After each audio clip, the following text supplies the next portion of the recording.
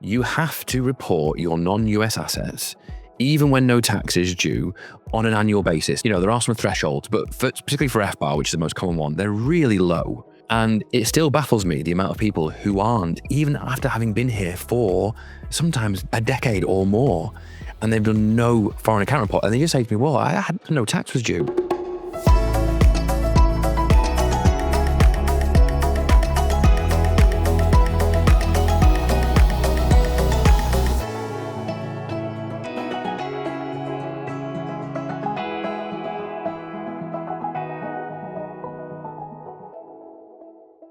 Welcome to US-UK Tax Talk. Today I'm joined by Richard Taylor of Plan First Wealth. He's a financial advisor working out of the US and specialising in the British expat community living there. Richard's also the host of his own podcast in the US-UK space called We're the Brits in America. Now, he's been kind enough to have me on a couple of times onto his show, and so I'm really grateful that he's now reciprocating this away fixture by coming onto my podcast as a guest. We hope you enjoy the episode. Good morning, Richard. How are you? I'm very well, Aidan. How are you? It's good. Well, it's now September we're recording and it's raining in the UK, which I guess, do you pine for the rain in the UK now you're living in the US, or do you find that it's something you're happy to leave behind? It's funny you say that. It rained on Saturday and my wife said, do you know what? It's lovely to have a nice rainy day. But I tell you, the weather here is just like everything's just more extreme. So we get the 4 seasons and we, especially my wife, love that. But I tell you, when it rains, it's biblical. I mean, it's insane. It really, really rains. So, you know, yeah, you got to be careful what you wish for. As I trailed at the top of this episode, one of the things I wanted to have Richard on to discuss was about his experience of moving to the US as a UK expat, both professionally as an expat, Richard, but also in your capacity as an advisor of Plan First Wealth, because you come across very frequently people who are probably thinking about more than just the rain. They're probably thinking about their financial circumstances as well. But I really want to have your experience and your impressions of moving to the US, because a lot of the time what we spend talking about on this podcast, the American experience in London, there are a lot of Americans living here, and because of worldwide US taxation, American issues follow people to the UK. But in your practice, and on your podcast, We're the Brits in America, I said I would drop it in. You're obviously thinking a lot about the British expat community, and I think that's something we haven't looked at enough on this podcast series. And so I am going to be poking you for the next hour, asking you to tell us about what it's really like to live in America. Is it like we've seen on Friends or on Seinfeld? Or shock and horror, I'm going to tee you up. Are there maybe some aspects of moving to America that people don't quite anticipate before they go, and it would make sense to plan first, shall we say?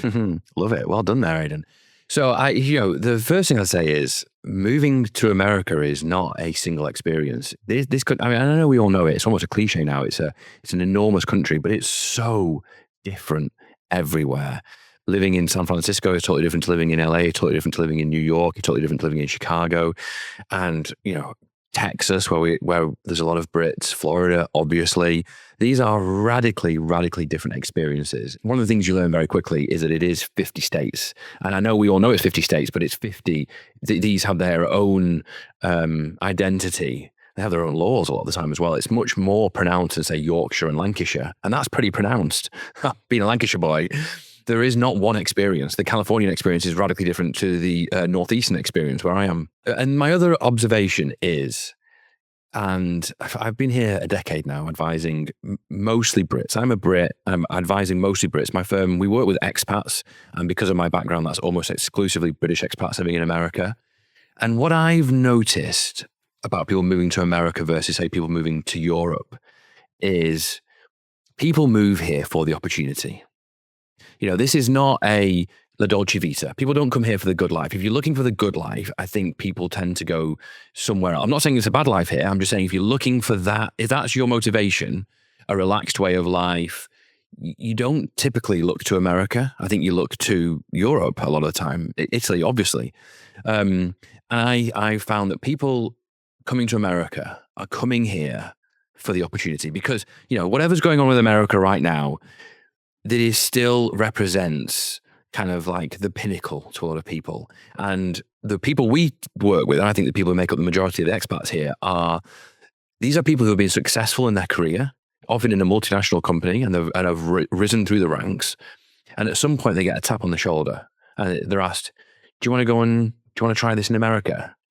And I think that is a huge inflection point for a lot of people. And I think I think it's as simple as people as I've got to give this a shot. I've got to give this a go. It's America. It's still America. Despite everything, it's still America. Yeah. And I think people they see it represents a career opportunity and a financial opportunity and, frankly, a self-actualization opportunity. Can I go to America and make it? And the people we work with do. They come here and they make it. But just to wrap up here, that I think that's a very, very different and critically important motivation and reason why people are here. It sets the scene for the discussion you're going to have with someone. I mean, I know we're largely talking in kind of the financial world, but it is going to set the scene that someone has gone to the US to work hard, to make money, and it's a financial foot forward to achieve the American dream, as you say, rather than I've come to the UK for its education system or I've moved to the south of France for its weather. The people you're coming across are coming with that mindset of saying, it's all about the money. I mean, clearly, as you say, it's a huge diaspora, the people that move to the US, but certainly in the Northeast where you are, in the sort of tri-state area, you're going to find a lot of people for whom work hard, play hard is the modus operandi for their time, however long, however short in the US. I don't think it's unique to the Northeast. I think Northeast obviously attracts finance people, amongst others. I'm generalizing here. Texas attracts oil and gas. California obviously attracts tech. LA attracts entertainment, although I think that might be struggling now. But I think the unifying rationale, if you like, is financial and self-actualization. I do think it's like, oh, I've been tapped up here. Can I make it in the big leagues? And I actually think that makes what we do even more important. He says, obviously I've got some skin in the game here, but I think I'm always on a crusade, right? People come here to make the most of their opportunity, and I see it as incumbent upon them and us when they engage us to help them make the most of their opportunity, to really maximize whatever their opportunity is, which is part of circumstances and part of their own efforts and luck and all that stuff, but to really, really take advantage of everything that is on offer here and make the most of their opportunity and maximize it. Do you think that the reality when, again, in your experience or from the British experience or from the Northeast experience or the US experience, do you think the reality when people get there often meets the expectation before they come? We're going to get into all the delights of some of the particular aspects of that experience, but it is most fundamental. We have, I think I raise this in particular. I say this, I used to be an American. I have lived in America. I have family in the US. I have family who've gone to the US for the exact reasons that you said. But I think we sometimes have this idea of what America is based on TV, culture, etc. Yeah. And then you get there and it's like, you're in New York, you're in a small apartment and you're going to graft and you're going to work many, many, many hours and you're going to be paid well for it, but you're going to be living in a shoebox for X number of years before you then build up the wealth to move out. And so is this the life you thought you were going to have? Well, it's the life you've got. That's such a massive question. Funnily enough, well, so first of all, we all have this idea of America, and I think it breeds over familiarity. Part of the movies, part of the shared language, part of the shared history.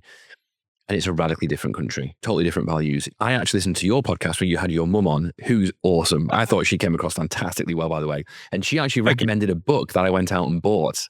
Can't remember the name of it, something about America Speak or. I went out and bought that book, and it highlights some of the differences. And I believe there's an ambassador to the US who's recently written a book about it as well, which I'm going to get and read. Because I do find it endlessly fascinating, because on the face of it, we're so similar, but we are not. We are really very different. One immediate observation is it takes everyone longer to settle in than they believe, than they think it will. And I don't think that's necessarily unique to America, though. I think that is just expatriating, especially if you have a family, is a huge undertaking. And I just think it takes longer than everyone expects, financially, emotionally, career-wise, on numerous levels, to truly settle in and become affiliated. And I think that's a problem, because I think everyone comes here thinking 2 years. We'll touch on this later. Everyone thinks, I'll be here for 2 years and then I'll make my mind up. And by 2 years, you're really just getting settled in. So I think there is an initial period. I think, talking from my own experience here, I'm sure it's different for some people, but it does take you longer to get set up. You do take a step backward. Look, maybe if your company is bringing you out, maybe you have one of these old school expat contracts, which are still out there, but they're less and less lucrative. But these old school expat contracts that will fly you out and send you stuff over and you still get paid, and tax equalization and all this all this mythical stuff that we occasionally come across. Maybe you're off, you hit the ground running, but for most of us, there is some sort of a step backwards. Just there are costs involved, financial, emotional, logistical, and it takes you a while to move, to get set up, to get acclimatized, and to catch up. So you've got to be hopeful that you take one step back to take two steps forward to catch up. Talk to your experience. I mean, I don't know if I've actually asked you this question personally. What was it that caused you to want to go to the US? How did you end up where you are now, based just outside New York in Connecticut?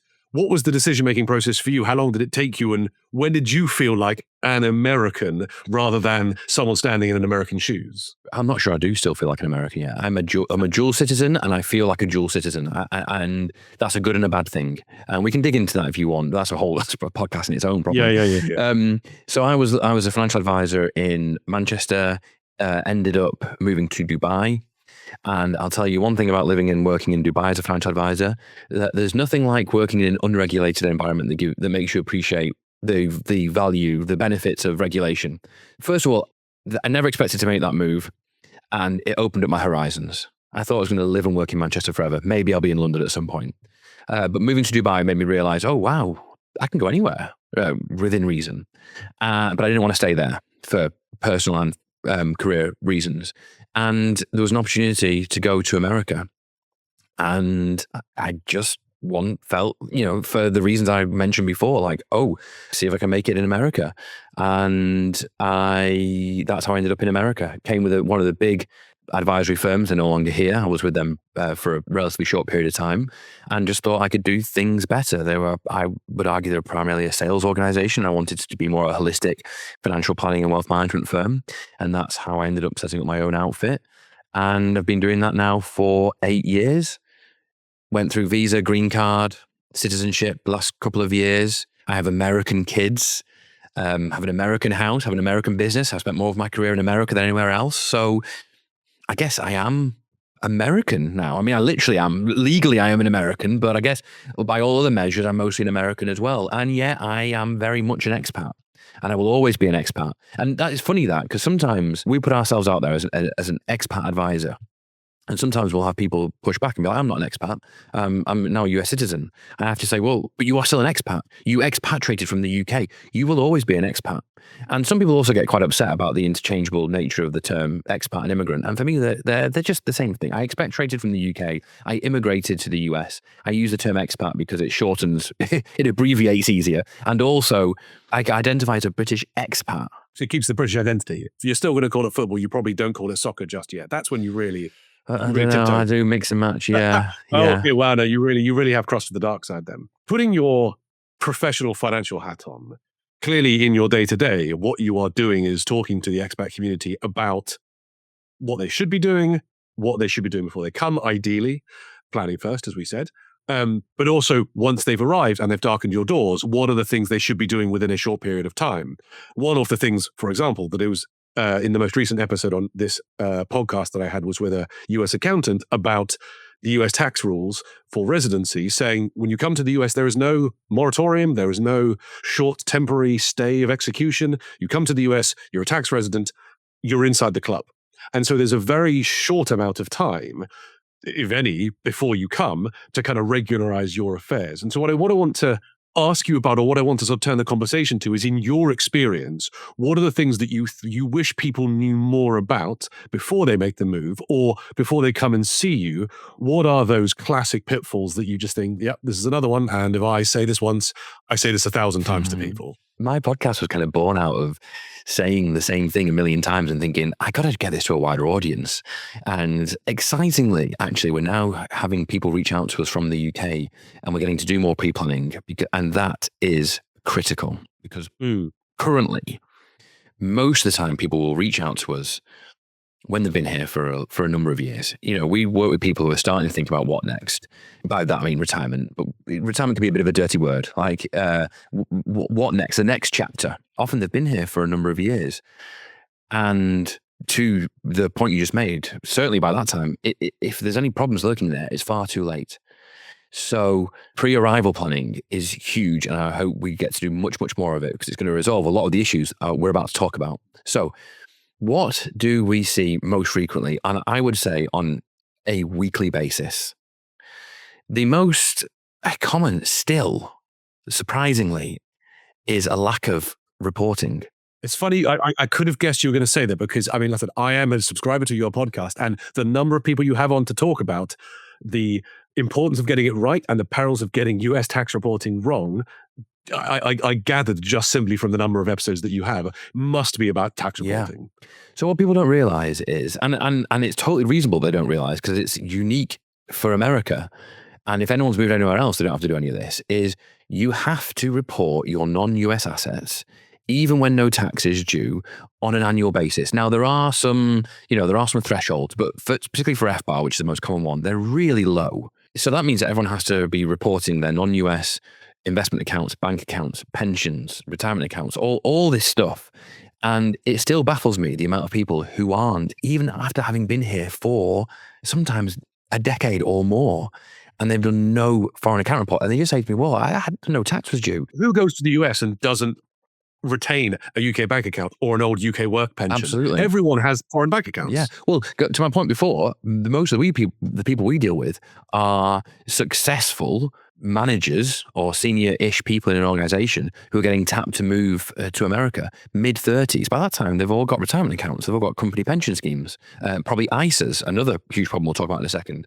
So it's the most basic one, but there's still a lack of awareness around reporting. And also the cousin of that is reporting, but inadequate reporting. So maybe they don't realize that the threshold is not on a per account basis. It's on an aggregate of your foreign accounts. Once they're above the thresholds, you have to report everything, or maybe not realizing that it's not just bank accounts, it's also retirement accounts, it's also investment accounts. Isn't it even more fundamental than that sometimes? Because if you are that exec, you're the C-suite exec in the UK and you're being shipped over to the US for a couple of years, you're probably being paid PAYE here. Now, depending on your threshold, whether you have to do a tax return or not will depend in the UK, but most of the employed workforce in the UK does not have to submit a tax return. It gets done for you automatically, unless you are lucky enough to have other sources of income and gains that you have to report.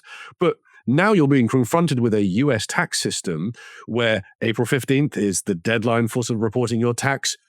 Maybe you try and use TurboTax. Maybe you don't try and use TurboTax. You shouldn't just shiver down my spine. I hear those words. But this concept of, you're responsible for your tax returns. Oh, and by the way, I hope you kept all your receipts so that you can make the available deductions in your tax return. Even the structure, the infrastructure of planning is just so fundamentally different from a tax reporting perspective. Right. Well, two things. First of all, if you're using TurboTax, I joke that it sends a shiver down my spine. It genuinely does. Like, we meet with a prospective client and they mention TurboTax to me. I just know there's trouble. But often when it's an intercompany transfer, for a period of time, you'll have your tax affairs taken care of by, the company will pay for you to have tax affairs done. And it's very often it's one of the big names. But you're not getting the crack team. You're not getting the crack US, UK partners working on your case. No, not disparaging the team that works on it, but they're not necessarily anywhere near cross-border knowledgeable as I'd expect them to be. We routinely pick up issues in returns that have been, because we always, whenever we're taking on a new client and existing clients, we review tax returns. We're routinely picking up issues on these old returns that have been filed by one of the big names. And there's just, the things we'll talk about later have been missed. PFICs, all sorts of trouble has just been completely missed, often with serious consequences. If someone's making a personal choice to use TurboTax, that's just a bad choice. But if someone's relying on one of the big four provided by your employer, I've got a lot of sympathy with that person. But then that almost lulls them into a false sense of security because they think everything's taken care of. So they don't necessarily do the research they need. So when they eventually get around talking to us, it's like they've been, it's like we blindside them a little bit. I think that's then only further compounded. And again, I think you were having a conversation with someone recently about the aggression of the IRS or the penalties for getting it wrong. I mean, obviously, as a tax advisor, as a financial advisor, we're always going to advise every client that they should be above board, but non-compliance happens for a wide variety of reasons. I mean, non-submission of a UK tax return, a self-assessment tax return starts at £100 as a penalty. And, that penalty will increase, but if you are a little late in your filing, you might consider the penalties an inconvenience rather than prohibitive. I mean, you aren't a US tax advisor. I'm not a US tax advisor, but you know from your own experience with your clients, non-compliance in America can be really problematic. I'll be on LinkedIn and I will see people getting very upset about HMRC penalties. And I just have to laugh because the American equivalents are with an extra 0 or sometimes 2 zeros on the end. And so let's just go back to what are the major issues that we see. So the most basic and common one is the lack of the reporting or the inadequate reporting. And the penalties here can start at 10 grand a year. FBAR, I think it's much more now once you factor in inflation. Other forms, it can be much higher. 8938, I think it can be much higher. Another really, really common one related to this is lots of people have SIPs. SIPs are a foreign grantor trust. All the tax advisors seem to be in agreement that 3520 and substitute form 3520A is required. This is just another informational return, doesn't necessarily mean any tax is due. And the penalties on that can be astronomical. They can be 5% a year if it's for each form, I think, if it's not reported, minimum 10 grand. And any contributions, i.e. a rollover or any distributions, I think can attract 30 or 35%. Like this is real money. On top of the tax. Well, a rollover that wouldn't be taxable, but in theory, you could be liable for up to 30 or 35% penalty, 5% additional every year you don't report it, and then more on the way out. Not to mention these forms missing. Not only do you have the cost, the fear of penalties, but they leave your statute limitations open, arguably on your entire return. So the 3 or 6 year clock everyone thinks they have, if any of these forms are missing, that can leave your statute open indefinitely for taxes and penalties. Terrifying. There are more forms that can be missed. There's a huge issue we encounter regularly, which has more immediate repercussions, I think, is this issue of PFICs. Let's do PFICs. Okay, right. So let's tell everyone what a PFIC is. So a passive foreign investment company, everyone's familiar with collective investments, mutual funds, unit trust, OICs, ETFs, the most common one now. The US has all these things, right? But so does the rest of the world. The rest of the world. So if you invest in a pound or a euro ETF, that's even if it's an S&P 500 tracker, that's a non-US investment. And the US has classified the vast majority of these as PFICs, passive foreign investment company. And what that means is when a US person is invested in a PFIC, they have 2 problems.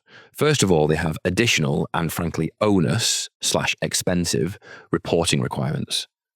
And if you're not, it's form 8621. And if you're not submitting form 8621, that leaves you open to other penalties and also statute of limitations issues. So you have a reporting problem. This is where you've got to end up, you might have to report all of the underlying activity within the wrapper itself, every individual company share that's sold, and you end up with an informational return to the IRS, which is sort of, you measure the depth of the return in sort of centimeters rather than pages, I think. If you have an ISA or a general investment account and you've got 10 PFICs in there, that's 10 funds, which lots of people do. Some people have lots more. That's 10 8621s each year, and they're quite onerous. You're not going to be able to do that yourself, and you have to pay an accountant. That's going to get really expensive. Oh, and by the way, if you've been here 3 or 4 years or longer, you then got a tax compliance problem you might want to go and sort out. So that's a huge problem. The second problem is they are punitively taxed. So they're not taxed at capital gains. They're not taxed at these sweet long-term capital gains rates. They're taxed essentially at your income tax rate. Now, it's more complicated than that, but they're taxed at your income tax rate. And then, depending on how long you've held it, it'll be sliced up, and an interest can be charged to each slice. And then also there might be state tax on top of that. So to give you a rough idea, when we encounter someone who's got PFICs in their portfolio and we're trying to ascertain back of an envelope, or you're a Brit, I'll say back of a fag packet calculation, we will just say whatever gain is in there, roughly, probably at least half is going to go in taxes. And that's usually way, way more than what people expect. And that can be a really bitter pill to swallow. On top of, you've got a compliance problem you might want to sort out as well. Now, I'll just tell you a story. The worst case I ever encountered started with someone called me up and they led with, I'm an accountant. I'm a chartered accountant. And much like hearing the words TurboTax, I knew there was trouble. This person had moved to the US in the 80s, and they had a portfolio of old school mutual funds, Franklin Templeton or something like that. It might not have been Franklin Templeton, but it was that kind of an old school portfolio of mutual funds, several £100,000. This conversation was in COVID, so I remember it was 2020, I think, or 2021, and they had this same portfolio of PFICs, and it was now worth over $1 million, and a lot of gain in there. I think at least half, probably more, was gain. And this person, chartered accountant, had been submitting their own tax return for however many years. And within 15 minutes, I'm like, you got PFICs here. Long story short, once you factor in that tax rate I mentioned, they were in New York, I think, and then up to 30 years of interest, or even more on some slices, practically all that gain is gone. That's the worst case I've ever encountered. But that, we encounter this all the time, partly because, to go back to the point I made before, when you're looking to come to America, no one thinks I'm moving to America for good. They think, I'll go for 2 years, I'll try it out, I'll see how I get on, and then I'll make a decision. So if you've got hundreds of thousands, tens of thousands of pounds in ISAs or general investment accounts, you certainly don't want to give up your ISA in case you come back. You spent years contributing to that. You don't want to give that up. So people move here with all these, what they think are benign, regular investments, not realizing they're PFICs because the IRS does not recognize an ISA. There's nothing in the tax treaty, and we should talk about treaties in a second. There's nothing in the treaty that recognizes an ISA, so the US looks right through it, and they see you've got a portfolio of PFICs, and suddenly you've gone from having something that's tax efficient, or even you thought tax free, to punitively taxed and creating a compliance and reporting issue for you. So sorry, I've gone through a lot there. Covered a lot of ground with PFICs. I get really emoted because I see this all the time. I see it all the time, and it's so avoidable. So to that point then, so let's assume I am a UK person. Maybe I have some warning that I've got a year until let's say 1 January 27, my firm's going to want me to move in 1 January 27. So I've got almost a US calendar year, US tax year to plan. But I've got my Irish stocks and shares ISA, it's in some tracker fund, etc. I've got my UK pension, I've got, maybe a little sort of other sort of brokerage account on the side. What are you saying to me as a advisor in the US, anticipating me coming? What can I be doing before I darken your door that makes the position better before my portfolio becomes a portfolio of PFICs? Yeah, great. All right. We're actually working on this exact. So because of the podcast, people have reached out to us, and we're doing this with people right now. Honestly, it delights me because I've had so many conversations where it's the other way around, where we're breaking bad news. And by the way, that's still good, because you'd rather me be breaking this news to you and then helping you sort this out proactively, rather than one day you get a letter through the door because the IRS has found this themselves, either manually or AI, which I'm sure is going to be used to root these problems out. And then you've got fewer options. I'll tell you one more story that I encountered recently to highlight, I think, the dangers of DIYing, even if you've researched this. So I recently met with someone who had researched before they moved out here, and they heard that there was a problem with mutual funds. So they had reallocated them. I mean, we're talking this is several £100,000 in an ISA. They'd reallocated their ISA out of mutual funds into listed investment trusts before they moved here, thinking, oh, it's a listed security, so I get around the PFIC rules, not realizing that an investment trust is still a collective investment and forced. So they'd moved from one PFIC to another PFIC, thinking they'd avoided the problem, and they hadn't. Several of our clients were DIYs previously, have come here and got themselves into a pickle and realized, I can't and don't want to do this anymore. There's too much. It's ever evolving. There's loads of gray areas because we rely on the treaty. It's not enshrined in UK law. It's not enshrined in US law. So we rely on the treaty, which is full of gray areas and difference of opinions and people shouting at each other that you're going to go to jail if you do that, or you're an idiot if you don't do that.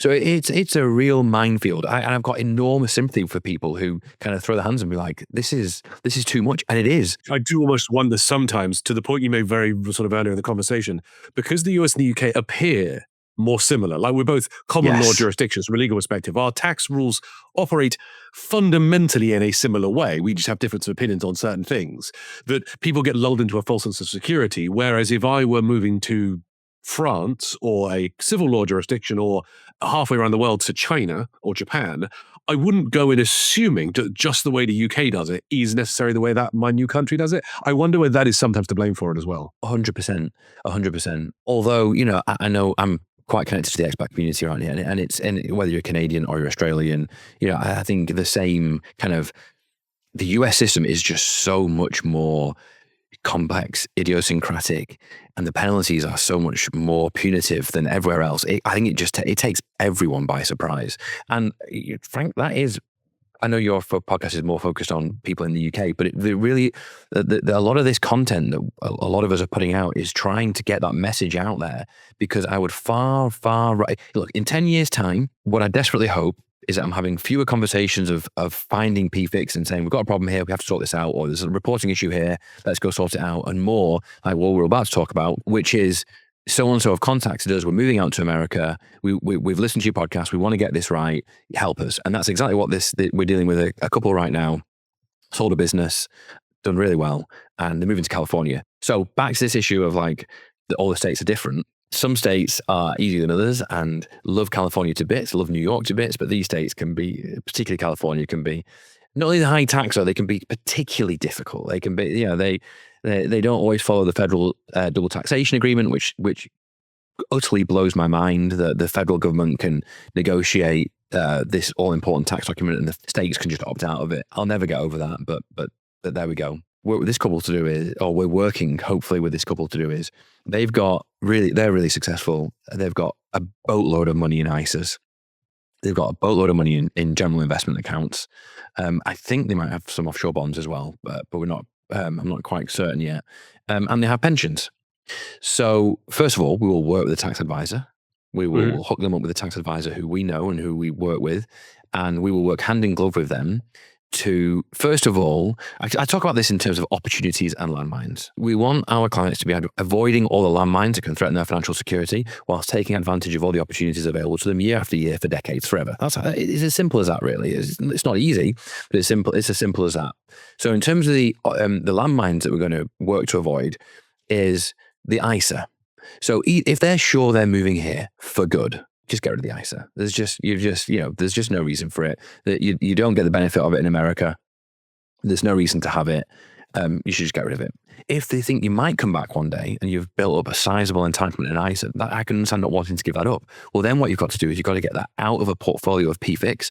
Don't just surrender it to cash, and you can get it managed in a PFIC-free portfolio. That's going to be direct stocks, US ETFs, gilts, bonds, that kind of thing. They exist. They're more expensive. They're a little bit more cumbersome. You've got fewer options, but it can be a great way to park your ISA for that 2-year, 3-year period, whatever it is, while you're are we really going to stay here? And then after that, you can make the decision to surrender it in full. And so with the ISA, if you do that particularly while you're still in the UK, then a lot of those moves are going to come with a much, much lower tax cost than if we're trying to do these while we're in the US, because getting in and out of the investments while in the UK, it's in a tax-free wrapper. Yeah. In the US is looking straight through that wrapper and you're paying the tax consequences of exiting. Yeah. So you do this while you're in the UK, no tax consequences. You move to the US, your ISA then is taxable, but it's not taxable as a PFIC because you've got out the PFICs. It's like a brokerage account. It's just any old investment account. Yeah. And GIA, that will just be, we'll wash out those, same with an offshore bond, we'll wash out those PFICs and just get that over to the US, get that invested in the US. If there's any trusts, critical, really critical, because again, US has trust, America has trust. I think this engenders a false sense of security that these systems must play well together. And look, you can speak much more authoritatively on this than I can. They do not play well together, and you've got to be super careful. Trusts very adjacent is pensions. I mean, the way that you talked about SIPs previously already, the landmines, not just with the FBAR and the FBAR with the reporting, but just the way in which, I had the misfortune. It was an error in judgment. I had a client who came to me about 2 years ago who was thinking of moving to the US and had a large Maltese HUROPS, which is, for those on the uninitiated, it's like a sort of regulated form of overseas pension from the UK perspective. And I said to him, I recommend before you go to the US, you should speak to a US tax advisor just to make sure there are no hiccups there. The US tax advisor called me up 48 hours later and said, "Thank you, I'm glad you spoke to him. Did you realize how bad Maltese Curops are if you move to the US. I said, no, he said, good, because I'm the US tax advisor and I've just managed to explain to him precisely how bad it would be. Just because something works tax efficiently in one country does not mean it's going to work tax efficiently in the other, even if it's something that seems as generic and boring and long-term as a pension. Yeah, it's again, I've got massive sympathy because it's like 2 and 2 plus 2 equals 17. I can understand. I mean, I've made a lot of these mistakes myself. Like, look, when I first moved here, there wasn't an equivalent of me or the other people doing this, putting all of this information out there. And also the internet wasn't quite as ubiquitous as it was. I mean, it was, but it wasn't quite, we didn't quite, the first response to every question wasn't to Google or now ChatGPT. And I made a lot of these mistakes. I've learned a lot the hard way.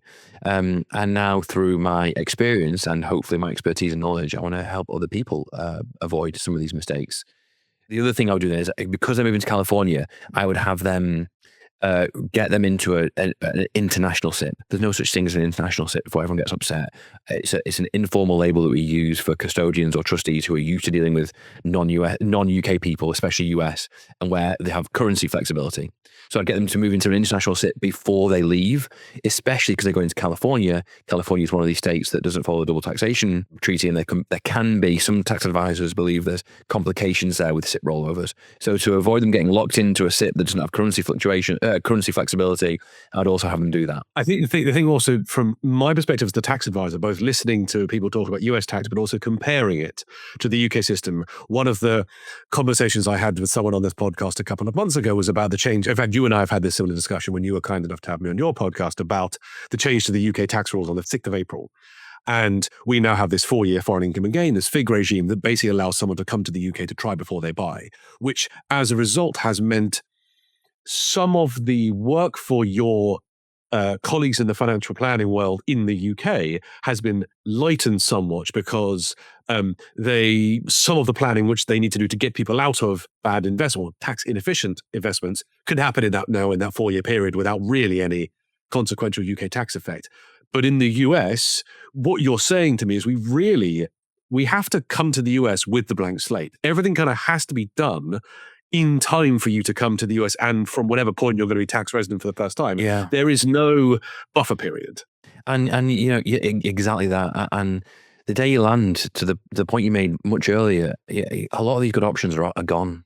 I've dealt with people who, one guy springs to mind, really good, a good guy, approached a UK tax advisor before he left and was horrified at the fee, which is not inconsequentially small in relation to what didn't pay it, moved over here with a portfolio of ISAs. It's cost him £30,000 in tax that could have been completely avoided. And he's now like he's the guy I was thinking of, and he's just like, once burned, twice shy. I'm not making this mistake again. But so much is avoidable by just doing this before you leave. It will cost a few pounds now, but it pales in insignificance in comparison to the further down cost when you come to unwind this financially. But also, do not diminish the emotional cost of this. When people realize there is a problem with their affairs, especially the IRS looms large, even in the current turmoil. The whole country is terrified of them with good reason. And when you become aware there's a problem, and you have to take steps, that costs you money financially, but it will also cost you, there's a real emotional cost to that. What's the expression you have used with me several times that I have definitely pinched on a number of occasions and used? Better to prepare than repay, yeah. But I don't think it's not necessarily a very cultural thing. I don't think in the UK we're used to paying for and taking advice, and it really is to our detriment. The other part, maybe the last thing I want to talk to you about, which I appreciate probably forms slightly less of your experience professionally, because you like the Brits while they're here rather than before they come back. But I also want your experience personally and professionally is about the Brits who then decide, to the point you made previously, to take either a green card or to take dual citizenship. Because when I'm dealing with Brits coming back from the US, retiring back to the UK, or I'm dealing with Brits while they're in the US, I quite frequently come across people who have taken US citizenship. Maybe they take US citizenship as they're coming back to the UK, thinking, I'm going to just grab that as I'm coming back. That'll be useful for immigration purposes, forgetting that, of course, US tax is now going to follow them around, to say nothing of those who come back from the US and put their green card in a drawer and just forget about it. What's your experience with the British expat who's been in the US for X period of time and is now thinking, right, I'm leaving my visa. I'm thinking I want to get a green card. I want to get citizenship. You want a tax advisor, but from your experience, that seems to be something that just inevitably forms the natural part of the discussion about one's wealth after a certain period of time is, yep, I'll take that green card. Yep, I'll take that citizenship, even if I'm not going to stay in the US forever. I'm so glad you brought this up. This was something I wanted to bring up. I've got a couple of good stories for you on, not stories, but experiences on this, and I like to talk about this.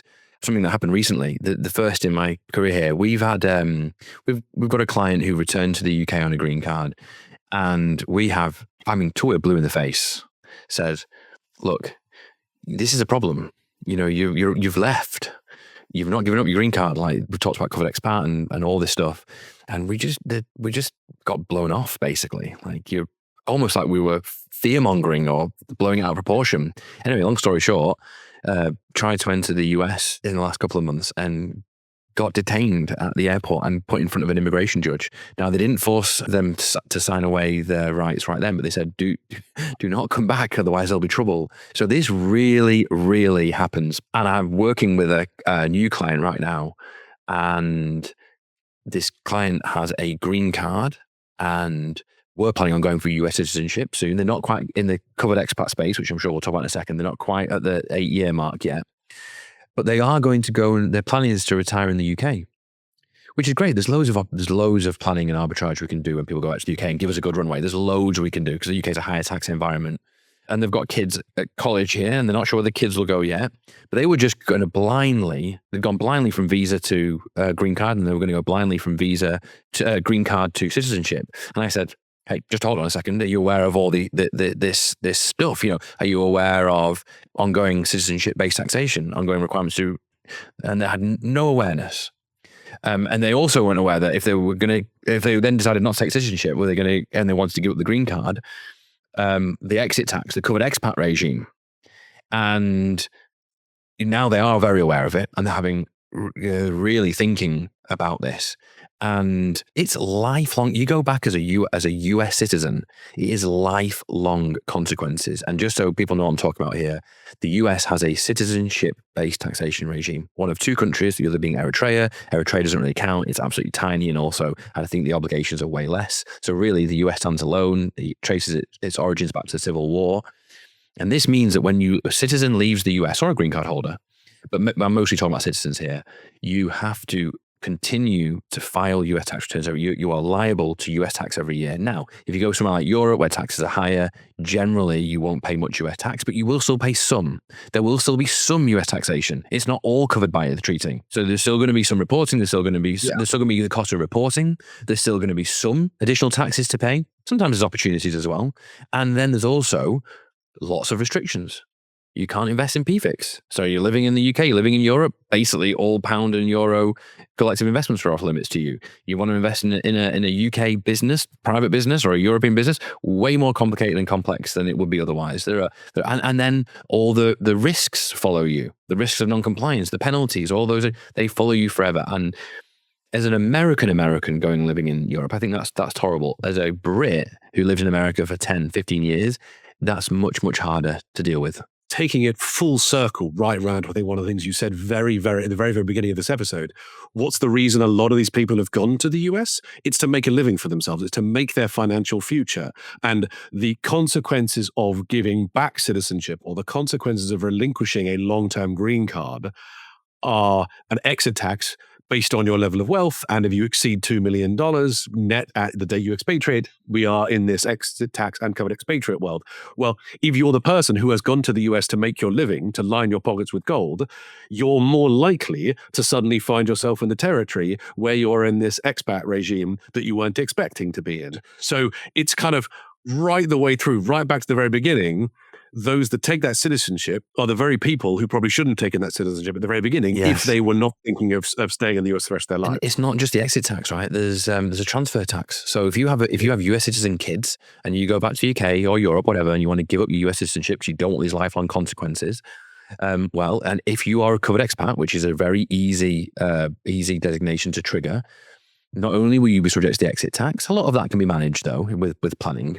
Not only will you subject to the exit tax, but you will also then, any future gifts to any US citizens, namely your kids, let's say, they will be liable for 40% Right, you give them $1 million, they have to. Your kid has to give the IRS $400,000 straight away. And what people do, what everyone does, is they get here on a visa. They're immediately out the green card. They get the green card. They have no idea about this exit tax regime. They have no idea about this covered expat regime. They don't realize that 8-year or 7-year, any part of 8 years, that 8-year clock is ticking. And before they know it, they're well over it. They're into the covered expat regime, and they've got fewer good options. It's going to cost them money to sort this out, or lifelong consequences. It's the classic case. You move to the US, maybe you have a child while you're there, or maybe you move while your children are very small. And then you think, oh, I'll just put my children through elementary school. And then your children get to middle school and then high school. And you think, maybe I'll leave when my kids have gone to college, gone to university. Fine. But now you've been in the US for 15 years. Your likelihood of having been in the US and not be on some kind of green card or citizenship status is now having been diminishingly small. Are you really going to be there for 15 years on a visa? So then at that point, when you're looking to return, you've blinked and suddenly you're there 15 years later and you're now an American coming back to the UK. I cannot tell you how often I speak to people in their 50s a lot of the time, thinking about what next. They've been here for 20 years and they came here for 2. That happens all the time.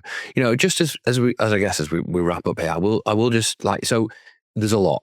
Opportunities and landmines. Landmines abound. They're around seemingly around every corner here. They're way more expensive, and it can feel like a lot, but this country still, I think, represents such an enormous opportunity, both financial, career, self-actualization. It can be a stressful place to live at times. I think now it's quite stressful, and it's expensive in a lot of the places, but it represents a tremendous opportunity. And if you listen to my podcast, you've been on my podcast many times, I talk about cross-border advisors all the time. What's happened to Angela Rayner in the UK should be a warning to everyone about taking good advice. And if you're an expat of means in the US, you need a good cross-border team around you, cross-border planner, cross-border tax advisor, cross-border estate planning attorney. You have that. You will pay a little bit more than other people on an annual basis, but in the fullness of time, I'm assuming you'll pay a little bit more, but not necessarily. But in the fullness of time, that should pay you back dividends, both financially, but also in emotional health. And the good thing is that we all like each other and we get on. That's when we come on each other's podcast. Yes. Look, thank you, Richard. It's been really, really great to hear you speak, both professionally and personally. And I know that there'll be people listening to this episode who hear a lot of their own experience and your experience, or will want to find out more.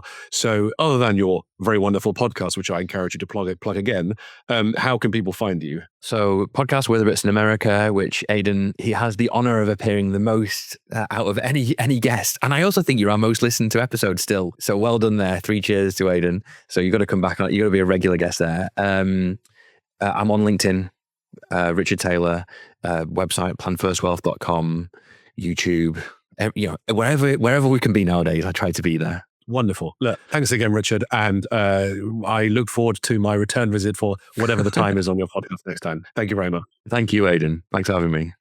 Thanks for joining us today on US-UK Tax Talk. And thanks again to Richard Taylor from Plan First Wealth for being such a really great guest. A reminder, Richard has his own podcast called We're the Brits in America. And I encourage anyone to go and listen to those episodes because they're a really useful resource for the US-UK community. A reminder that we are now recording and releasing episodes on a monthly schedule, releasing the first Wednesday of every month. So please make sure to like and subscribe so you don't miss an episode.